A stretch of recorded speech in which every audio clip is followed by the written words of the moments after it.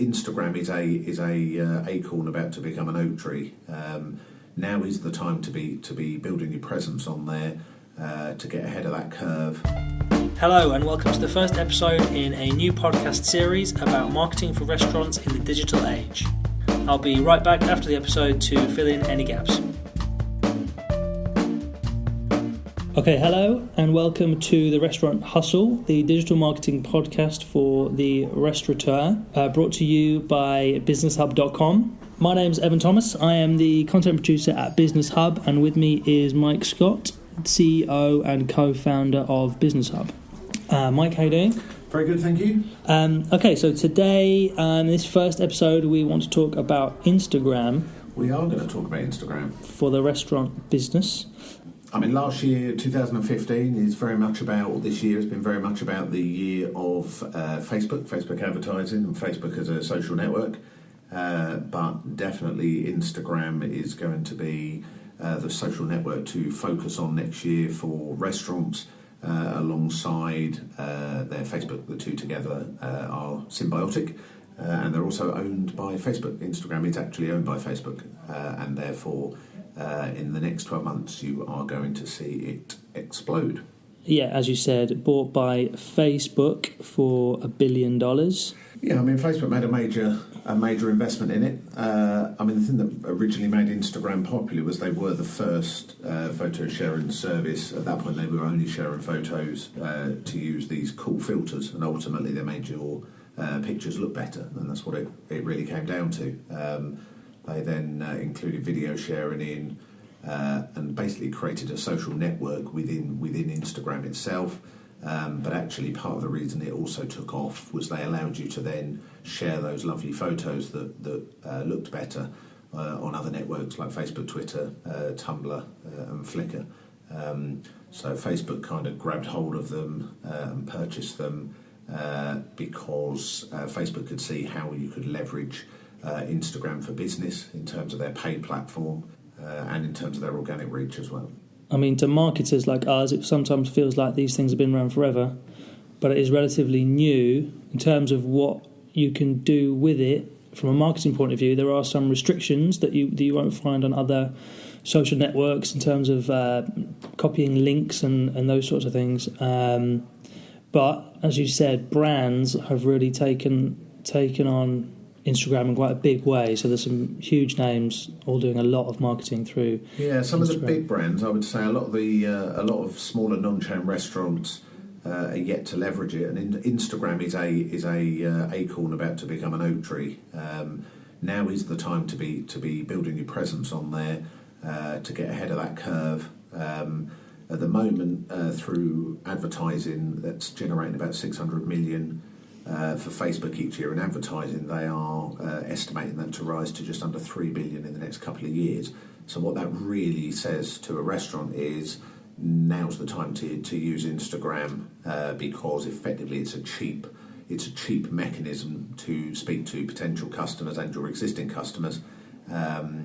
It's the cheapest cost per contact that we found through our restaurant. It's about 30% to us. We've worked out about 30% cheaper than on Facebook. And I think the other thing with Instagram is that people seem to see it as a youth-focused social network, and actually that's not true. Is that Instagram is very much a baby boomer as well as a millennials social platform. And you will find a lot of your clientele and potential clientele are on there. As Evan said, you know, there are certain restrictions on Instagram, but actually in the restaurant niche, there are very few, and particularly with restaurants being such a visual, in terms of food being such a visual thing, Instagram is a great way of getting your name and getting your product out there. Let's talk about sort of Instagram 101 then. If we're the restaurateur, where can we start? The first thing to do is to register an Instagram account for your business. Easy to do, 10 minutes work. You basically need an overall brand picture, a little subline to describe your business. It's very easy to set up an Instagram account. It's obviously free. To have that account, the first thing to do is, as an action point, is just grab an account, set it up, And then it's really a matter of talking about what your strategy is, because it's okay having any social network, but unless you've actually running a strategy on it, effectively it just becomes either something that hasn't really got any focus, or it's something that you lose interest with because restaurant life and everything else gets in the way. So, if you're going to try and develop a community, and ultimately that's what it's about, as with all social networks, it's about developing a community of common interests that you can obviously leverage people in your restaurant out of, then it really does need a strategy, which sounds really complicated, but it's not. It doesn't require you to write a 25-page document. It really does just require you to think through, what your product is, how you want to be perceived, what are the unique parts of your business that you can really get out there in a visual form. The thing with Instagram particularly is the engagement of your followers is just so much higher than the other social networks. It's about 15 times more engagement, and we've seen that ourselves compared to Twitter. Generally, because if someone is following you, if they see a nice picture, they will just engage with it. It's a very, very quick brain connection, because they're not having to read statuses or agree or disagree. They're basically seeing something they like, and they are engaging on it. So building that community is a good idea, and to actually build the community and get followers is reasonably easy if you are following a strategy. I mean, the thing with Facebook is the organic reach of Facebook. In other words, if you're not prepared to pay on Facebook anymore, if you've got, say, 1,000 fans on your restaurant and you don't put any spend behind it, then if you post up, that will be seen by a very small percentage, between 5 and 15% of your fans, and that's what they call organic reach. That's dropping all the time. I mean, it used to be, we used to have engagement of 40-50% of our fans, but the reach has dropped away because obviously Facebook are wanting you to basically pay. As a business, they want to make money and they want to charge you to be seen by your customers. Whereas Instagram is still pretty much your followers will see your content, and there are a lot of followers. There's about 400 million active monthly followers or monthly users on Instagram, and it's very much a growing network. You look at some of the other social networks, like Twitter's stalled very much, and all of our testing shows that basically a Facebook/Instagram strategy is very much the best strategy for a restaurant for many reasons, and actually it's quite a simple medium for a restaurant to use as well. Yeah, I mean, the one thing I would say is most companies get social media wrong, full stop, whether it's Facebook, Instagram, Twitter, whatever it is, because they talk about their business. And I would argue customers are inherently selfish in terms of they care about what it means for them. So therefore, if you're going to be sharing content, sharing pictures of other people, they don't want to see a picture of somebody they've never met's 100th birthday party, saying what a great party. You need to turn it back on them, saying having a great party here tonight, why not come and celebrate your birthday with us, etc. So you've got to always be thinking, what does it mean for them? If you take a picture of a local supplier bringing in some fresh food, it's celebrate that, but then turn it around to say, we know our guests love the best steaks out there, etc. So always try and turn it round to a benefit. Ultimately think, why does the customer care? Why, if they read this status underneath this photo on Instagram, are they going to go, wow, that's cool, I'm really interested in that? Because generally the reason that they like your brand is there's something in it for them. So make sure that you're always pointing that out to them. Hashtags. We need to talk about hashtags, normally associated with Twitter, although on Twitter, I think I'm right in saying that very difficult to use them effectively as a small business owner. They're more kind of trending topics in the country, nationally, or kind of memes, things that people will talk about and chat about. On Instagram, hashtags are much more of a search tool. They are a search tool. They're also a way of I suppose, a clever way of accenting a photograph, in terms of giving it personality, giving a status personality. But yeah, I mean, ultimately, if you my advice is not to try necessarily to create a hashtag for your own business, because to a point, again, no one else is using that hashtag, and therefore why do they care?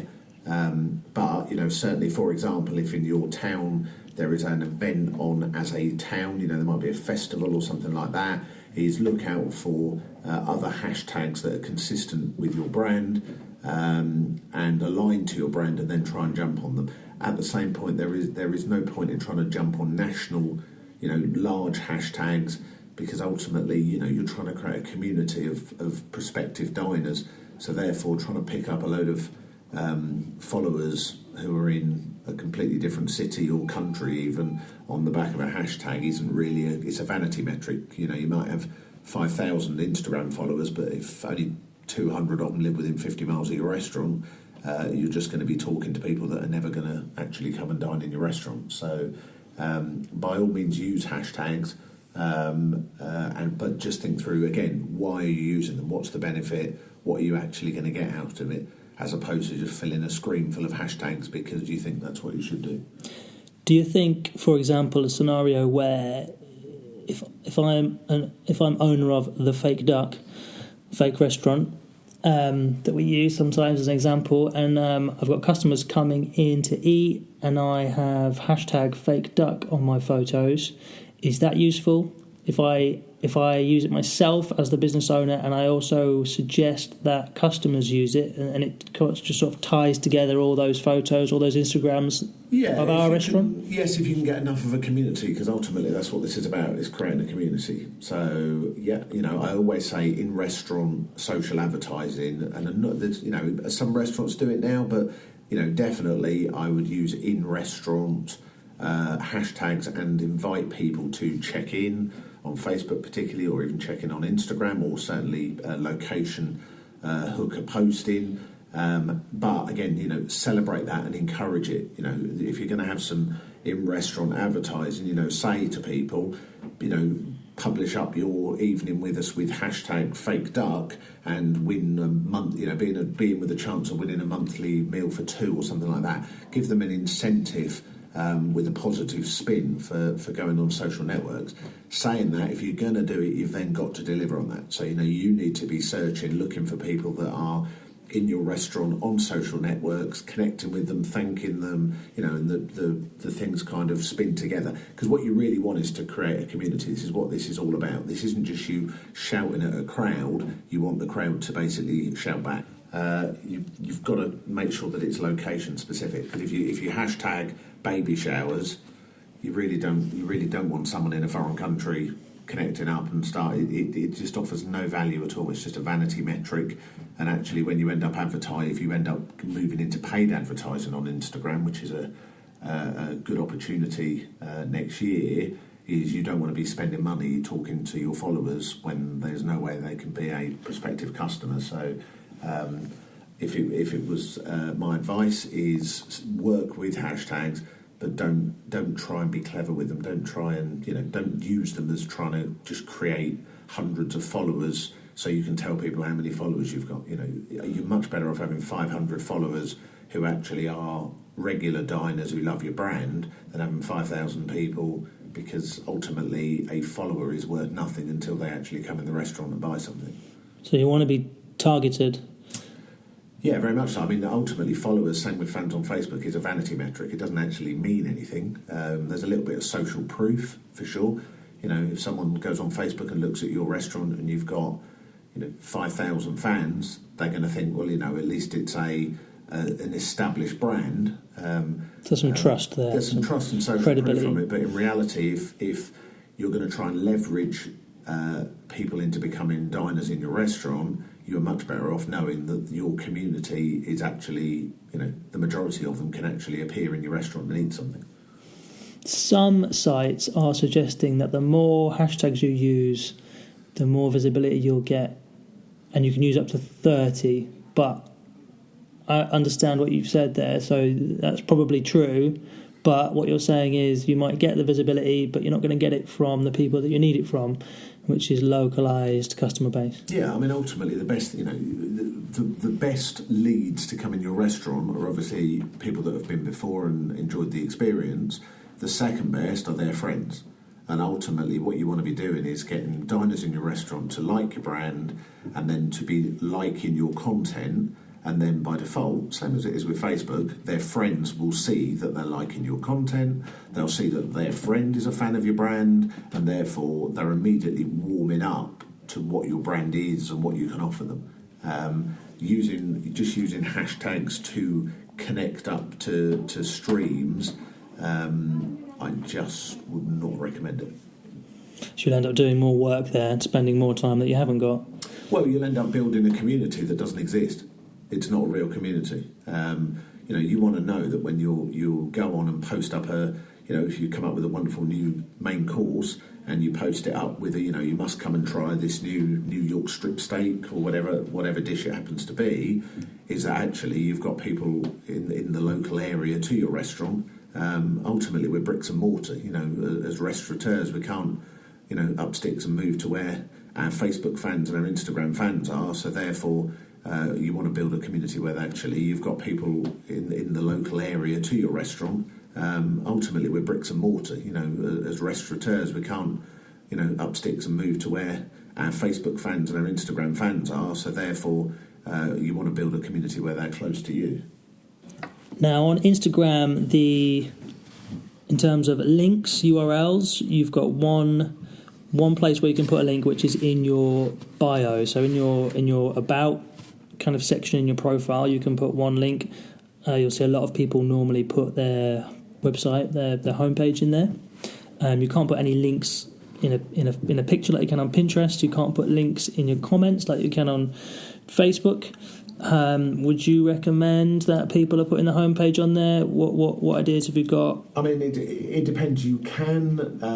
Facebook have opened up Instagram as an advertising channel in the last few months, and you can now basically put pictures on people's timelines, and they don't have to be a follower. You can pick them by other criteria. So it may be people that live within 10 miles of your restaurant, people that live within 10 miles of your restaurant who enjoy steak, or people who are engaged, who you can go to and talk about hen parties or stag do, etc. So you can now target within Facebook. You can now put a picture on their Instagram timeline with a click-through. So effectively there's a learn more appears at the bottom of the picture. If they click on that, it will then click out to a website.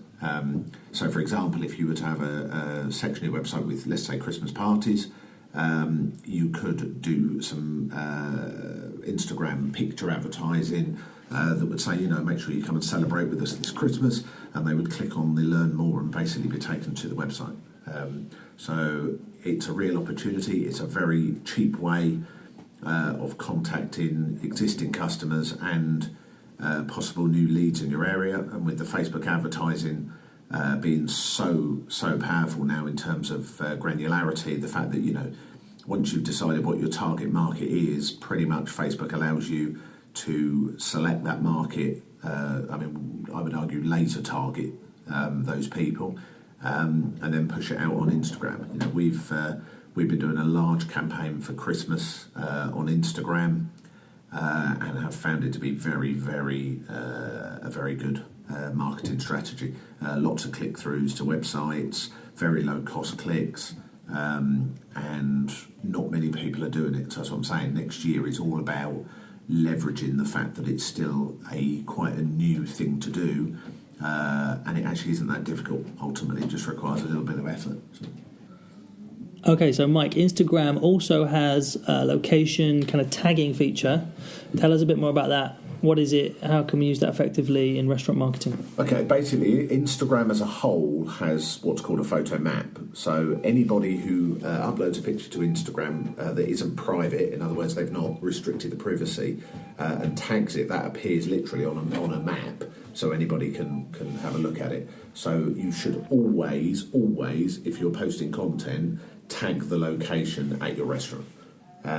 They basically posts with the location get almost double the engagement of posts without. So once you've put your picture up and you've done your status underneath, etc., is just tag it at your restaurant. Simple as that, and you will see quite quickly that you're getting higher engagement. And obviously, if somebody is in into Instagram and is in your area and is looking around on their photo map of what's out there and etc., is they're going to spot you straight away. So people assume they're putting a location on.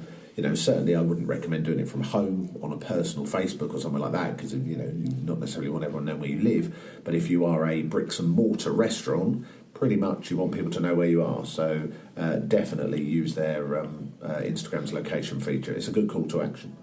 And if you're metropolitan, if you're in a big area, urban area, then that makes even more sense, right? Yeah, absolutely.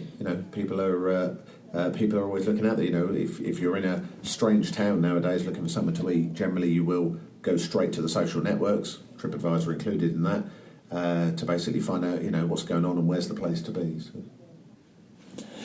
How do we measure success on Instagram? What tools, what tactics have we got? We've got clicks. We've got one click on the URL in the bio section of your profile. We've got likes on photos. We've got people following you. We've got comments. People can make comments on any photo, and mentions on Instagram, which are basically hashtags. So if you've got a branded hashtag fake duck, for example, and then you could track for mentions of that. What would you say about measuring success? ROI on Instagram, the only true metric for ROI would ultimately be how many people book. So any other metric, you can't. You can say, well, I've got 10,000 followers, but ultimately, how many more bums on seats did that put on Saturday night? You can't prove it. So the only way to do an ROI would be to do some targeted advertising, pushing people out to a booking system and actually proving that they booked. So for most non-chain restaurants, that's not really going to happen. So therefore, your metric of success is going to have to be a little bit woolly in terms of, you are going to have to use things like mentions and likes and those kind of metrics to at least know that you're growing a community. But I generally, having worked in the restaurant industry now for 15 years in marketing terms, there is very few other marketing things that restaurants do that they actually do measure. Generally, the restaurant industry doesn't measure its marketing efficacy.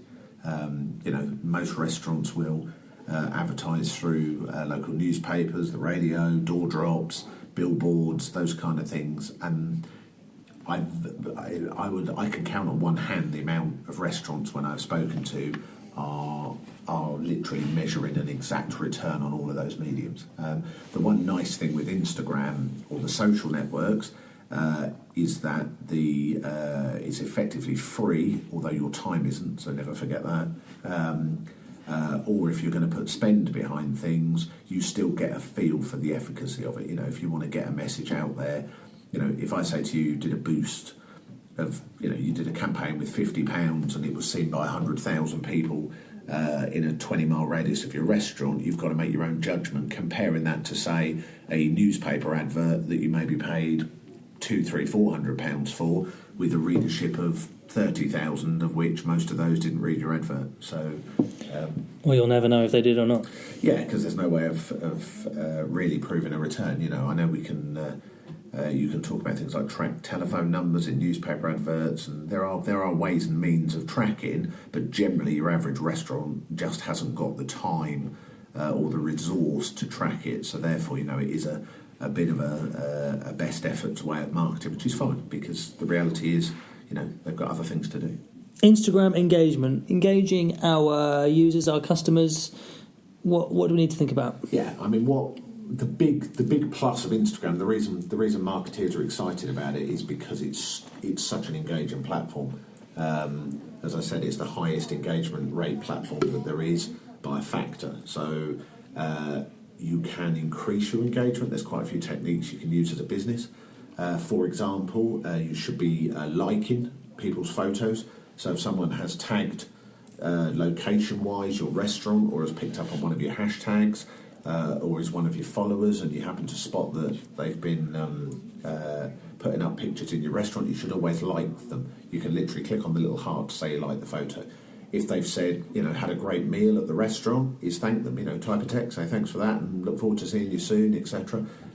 Not many brands do it. It's a bit of a wow. If a customer's really enjoyed a meal at your restaurant and you actually say thanks for coming, they don't get that from a brand. Sounds obvious, doesn't it? But it's just following up, isn't it? Follow them back. If someone's following your restaurant, feel free to follow them back. People think, cautious of a brand following somebody. You'll get more engagement if you follow back people, and also if they're a regular diner, it means you'll be picking up even more. So comment on their photos. If they comment, reply. Get into a conversation with them. If it's a negative, which does unfortunately occasionally happen, my advice on social with any negative comment is make your reply positive. Certainly don't pick a fight, but try and move them off of the social networks. So, if somebody had a dreadful meal at this restaurant, his reply, very sorry to hear you've had a bad experience. Please email me on, admin at the restaurant, etc. email address, and then obviously take it offline and then deal with it as a customer service issue. Don't start arguing with them or denying it or etc. It's just you are pouring petrol on a fire. Other ways of getting engagement: if they post photos, then repost their photos if they're good. Feature your followers. We said earlier about having like an Instagram fan of the month. You can align that with a Facebook as well. You can obviously have a Facebook fan of the month. The other thing is, if you want to and you want to be really clever, is you can also engage with competitors. You should be looking at what other restaurants in your area are doing, seeing what's obviously working for them and what's not. If they've come up with a good campaign, feel free to jump on the back of it.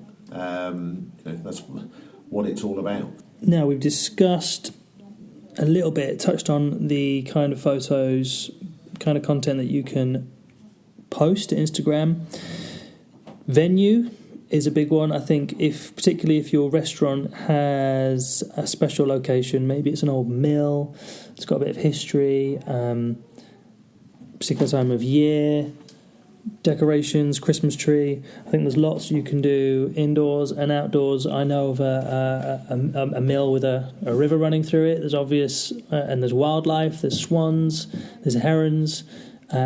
Your restaurant is going to be unique. Maybe there's something interesting about your restaurant, interior, exterior, that you can share. And that's kind of behind the scenes stuff. Similarly, staff, people, not too much, but people want to see you, the business owner, kind of get a backstage pass almost in the kitchens, in the same way as kind of you go to a posh restaurant and it's kind of if you know the chef, or you want to say thank you to the chef, maybe you get to exit via the kitchens.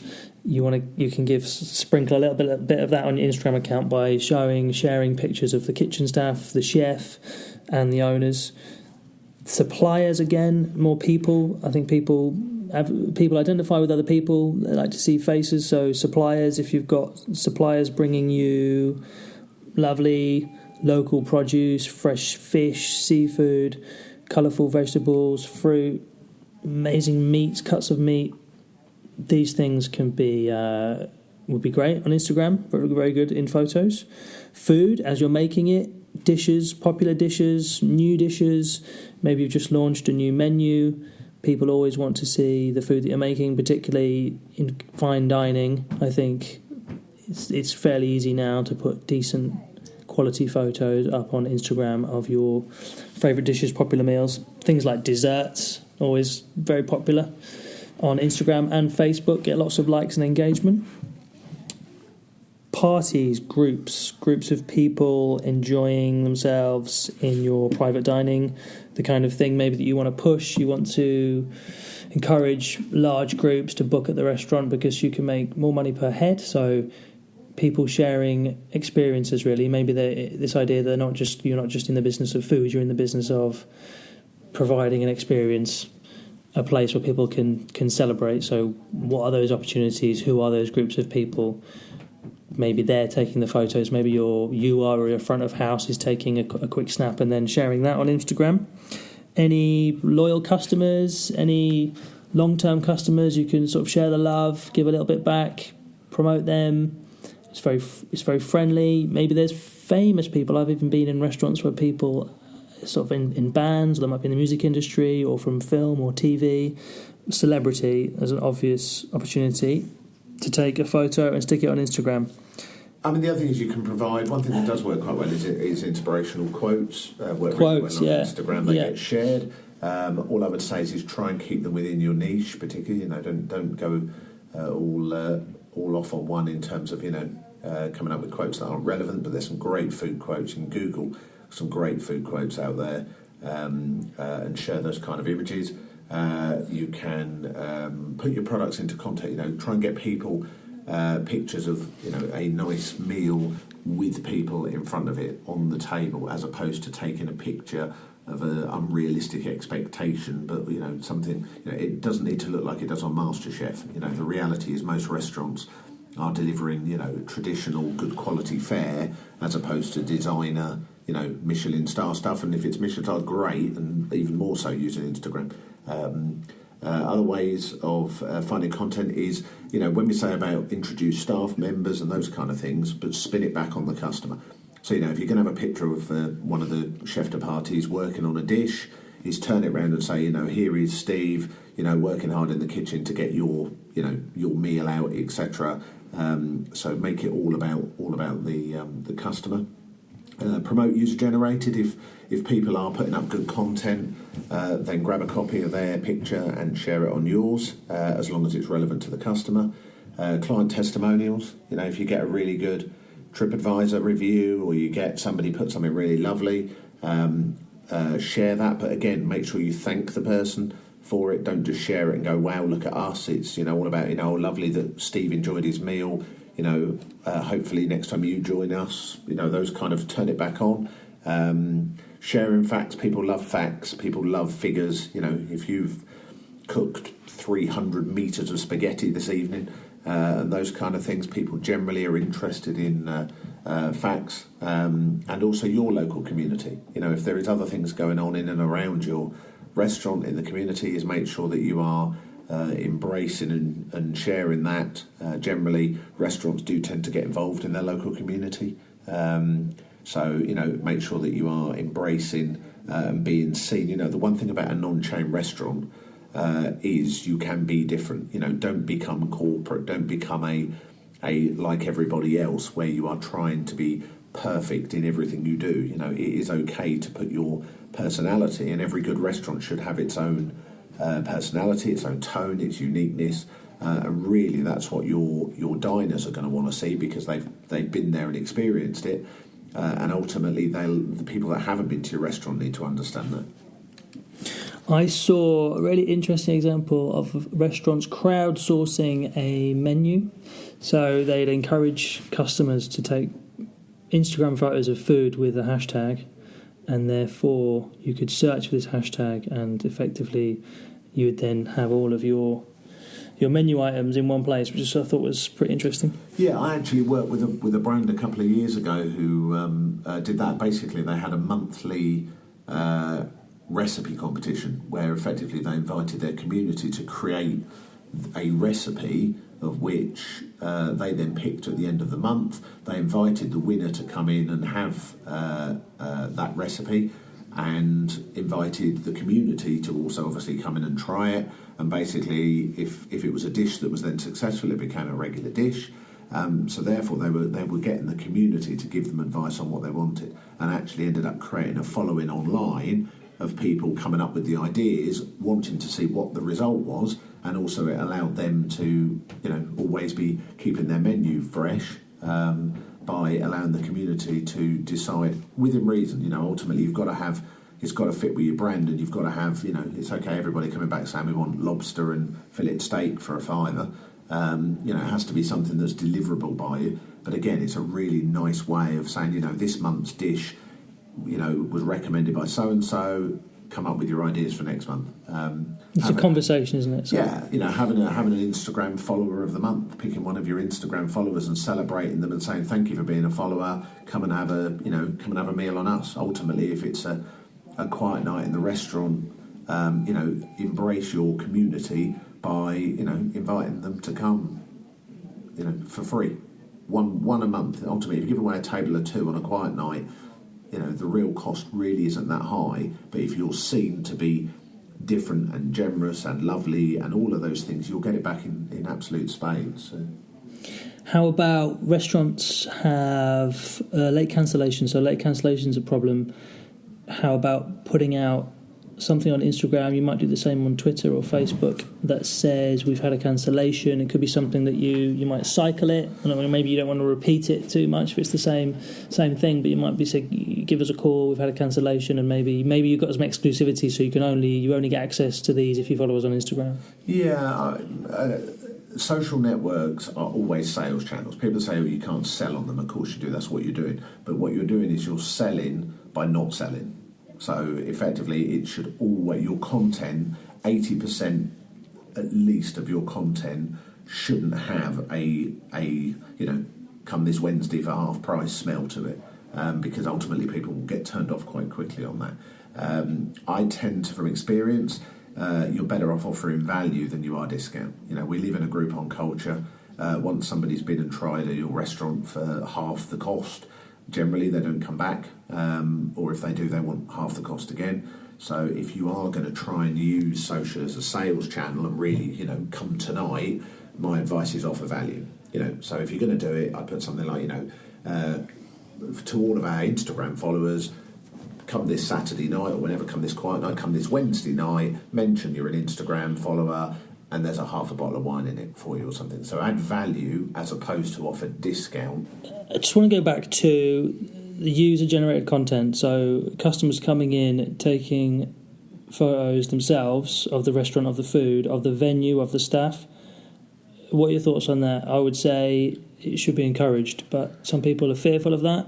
No, I mean, ultimately you can't stop it. We live in a generation now where we're all carrying, smartphones that can take as good a picture now as most digital cameras that you can buy. So therefore, if the answer is you're worried people are going to take a picture of your business, then there's a problem outside of the marketing. You need to make sure that your business is in a position where you're happy to have pictures looks taken. Good on camera. And ultimately it has to deliver on it. So I would certainly embrace and encourage, because for no other reason than you can't stop it.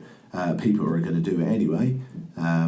So therefore, especially with also other sites like TripAdvisor now asking people to upload pictures of venues, you need to look at, if you've got a part of your business that you don't want people to take a picture of, sort that problem out. Don't try and stop people taking pictures. Better to control it and or have some element of control over it. I certainly don't see enough restaurants, eateries who are kind of showing customers or giving them easy ways to follow them on Instagram, follow them on Twitter, check in on Facebook. It might just need a small sign on a bar or on a counter or in a waiting area to remind people that they can and should interact with the business in that sort of way. Yeah, and it works. It just needs a prompt. Unfortunately, we do live in a world now where if you look in restaurants, everybody's sitting there on their phones, not talking to each other. So people are on their smartphones with the ability to connect, share, tell people real time what they think of you and your business, etc. So it is important that your business delivers in terms of its product, and then when you've got a good product, you then embrace the social networks to make sure that your diners, who are the best people to tell people about your business, there is nothing better than a diner walking out your restaurant and putting on Facebook that they had a wonderful meal. The average person has 500, 600, 700 fans on Facebook, and when they go on there and say, you must go and try this restaurant, there is nothing stronger out there than that. The reverse of that is the same, is obviously if someone comes out and says, really not keen on this restaurant, there will be people that will have never heard of you, never seen you, but will already then instantly make a decision not to come and see you. So, there is always the issue that the product itself must be right. I mean, you need somebody, I would argue you need a focus, someone in the business to be your Instagram content producer, or at least if it's, a small group of people, I certainly wouldn't give all the staff the ability to post onto your channel. But when you understand, understand what you're trying to achieve by having the channel. Is it to increase? I mean, it could be all of these, but increase your brand awareness. Do you want to drive engagement? Are you trying to get more loyalty? Are you wanting to promote a particular product or service or events coming up? So you really need to think through. Once you've got what you're trying to achieve, you then can come up with, what your frequency and your content strategy is. Are you going to use photos, videos? You're going to see GIFs, which are these like short mini videos, being very much a popular medium next year on Facebook and on Instagram. We found that pretty much photos are certainly the easiest content to produce, and they work well on Instagram. Videos do work better, but obviously you've got a content production issue in terms of making those look good, and also coming up with something. If you want to do a short mini video with staff waving at the camera saying "Have a great Christmas" or whatever it may be, fine. But I certainly, to start with, would recommend to any restaurant is just to get regular, good quality photos out there with a balance of content types. So some of those would be food related, some would be happy guests, happy staff, back of house, people that introducing key staff members, putting a bit of personality behind it, and getting blended content. Certainly when people are going to look at your restaurant feed, you don't literally want 50 pictures of plates of food, one after the other. But at the same point, if you have got dishes that do look particularly appetising, then obviously putting those up makes sense. Generally on Instagram, the best thing is pictures of people. People like people. So seeing happy, smiley people is always a good way of getting engagement. You might have loyal customers, you might have a big party come in, a baby shower, a meal for a hen do, a birthday, an anniversary, selfies with those people. Definitely staff, chef, owners. I think it would make sense if you're a small independent business, for the owner or someone who's very close to the owner to be the one in charge of taking the photos. But like Mike says, as long as you have a plan, it doesn't have to be too complicated. As long as you've thought about why you're doing it, when you're going to do it, and who's going to do it, I think you'll be ahead of a lot of the competition at this point. Very good. Style-wise, can we say anything about style, filters? Yeah, I mean, you've got so many style options within Instagram. So you take your basic picture, and then you can Instagram, as of now, there's about 40 filters. I think it's a good idea to try and not just maybe one filter, but decide on almost like a style guide. Yeah. So you might have staff might be in black and white, and your food might be in glorious colour in this type of filter. So there's some consistency visually. Yes, definitely. You want. I mean, you've got 40 odd filters now. You can adjust brightness, contrast, wall saturation, colour, fade. You can vignette. You can tilt. You can sharpen. My advice is, whatever you do, try and stick to it. Find something that you enjoy and a picture that's visually appealing to you, because ultimately, if it's appealing to you, the chances are it will be appealing to other people. But then try and stick to that. Ultimately, people will look at your Instagram news feed, and there'll be multiple pictures on there, and you want it to feel like it's a well-rounded set of photos that have been taken and thought through.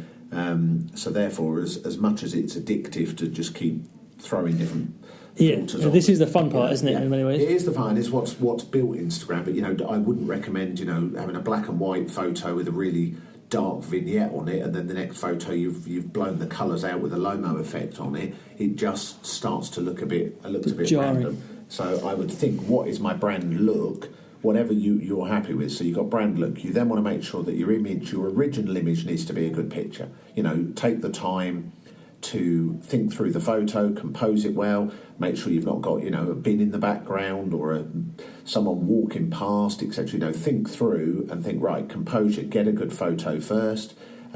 Generally, although you can advertise and now post on Instagram in a non-square format, you can now post in a landscape, very much like Facebook. I would still recommend you post in a square format.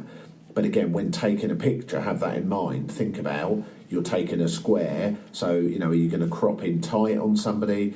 Do you want the restaurant behind them? Don't go in too tight so they could be anywhere. So really think through what your visual style is going to be, and then try not to deviate massively from it. Ultimately, if it's a really, really hot summer's day and you've pulled a lovely picture outside and you want to warm it up, feel free. But when you look back through your list of pictures, you want to feel like they follow a theme. Whether it's you or if you've got another one of your team who's in charge of the Instagram account, make some notes, put a checklist together. It doesn't have to be that involved, so everyone knows what you've decided in terms of style. Maybe your desserts use this filter and the domains and the rest of the food is this filter and staff is this filter. So it doesn't have to be too complicated, but as long as you've planned it and everyone knows kind of what that plan is and what styles you've chosen, then you can be more efficient and effective. And yeah, I mean, the other thing you can do is ask staff members to send you pictures. So, whoever is the person looking after Instagram, you have to post to Instagram from a mobile device. There are ways of doing it on a PC and laptop, but I wouldn't recommend it. Just use your mobile. But, invite other staff members to forward you good pictures. So if you happen to be on a night off and something, happens that's worth telling the community about, is just say to them, grab a picture and send it over. Try and get them to send it over email. Don't try and get them to send it over something like a WhatsApp, because they lower the quality of the image and it ends up not looking as good. But, say to staff, if there's something worth taking a photo of, please take it, send it over with a little bit of background to why you took the picture.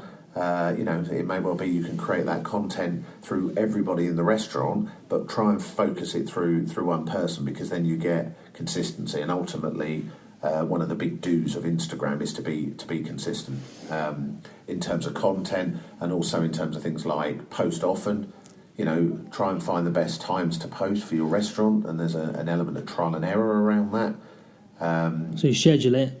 Maybe you've got a day of the week where you do other bits and bobs or other marketing things, and you've got some time where you've thought, right, this day of the week, maybe not as rigid as that, but you say this is when I'm going to see what photos we've got and upload some. I mean, try and post. I mean, I would say regularly. For a restaurant, I would argue regularly is 5 to 10 times a week.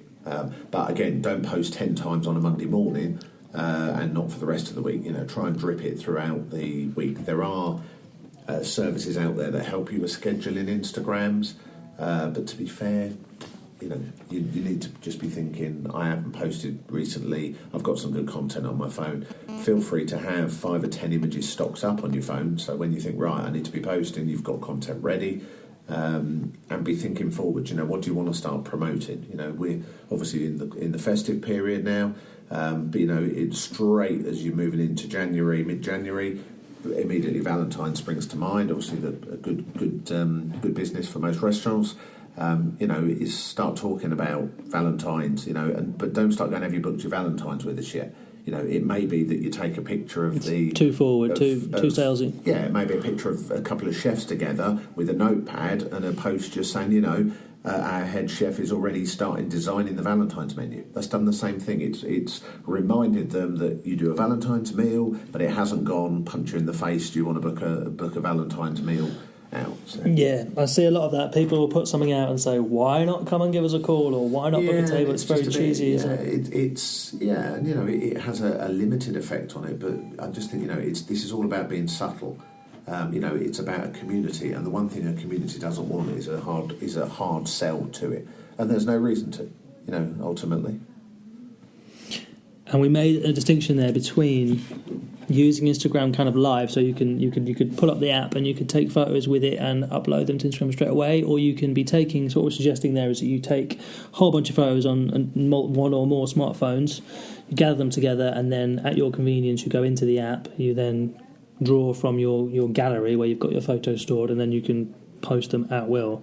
Yeah, and there are sometimes, there may be something absolutely in the moment going on. Like food being served in the kitchen. No, but like something that might be a special event. You might have had, something happened that evening that was really good, and you want to immediately publish it out. At the same point, there's stuff that's much more can just go out over time. You certainly should be thinking content ahead, and taking as many photos as you can, keeping them on your camera roll. Smartphones nowadays can hold thousands of photos. You don't want to be scrabbling around on a Saturday night when you're busy with customers trying to come up with an idea for an arty photo for Instagram. You want to be a little bit more forward thinking than that. And ultimately, it's about quality. Focus on quality. It's not how many pictures can I get out there. it's saying, okay, you know, I want engaging content, something that's customer centric, something that's going to get engagement, you know, maybe start a discussion or get your community coming back at you. You want to be consistent, and to be fair, your community will build itself. Just try and lose the bluntness of have you booked yet. Okay, brilliant. Thanks very much, Mike. Great chat. What are we going to be talking about in the next episode? In the next one, obviously with January, we're going to be talking about a content calendar strategy across all the social networks, whichever one you choose. Is basically a content strategy. So start of the year and time to, you know, as a restaurant, really embrace digital marketing a little more seriously, because, you know, it's such an opportunity. So we'll be talking about that. Okay, that's all we've got for you this week. We'll be back after the holidays with another episode. So have yourself a great Christmas and all the best for your business in 2016. Goodbye.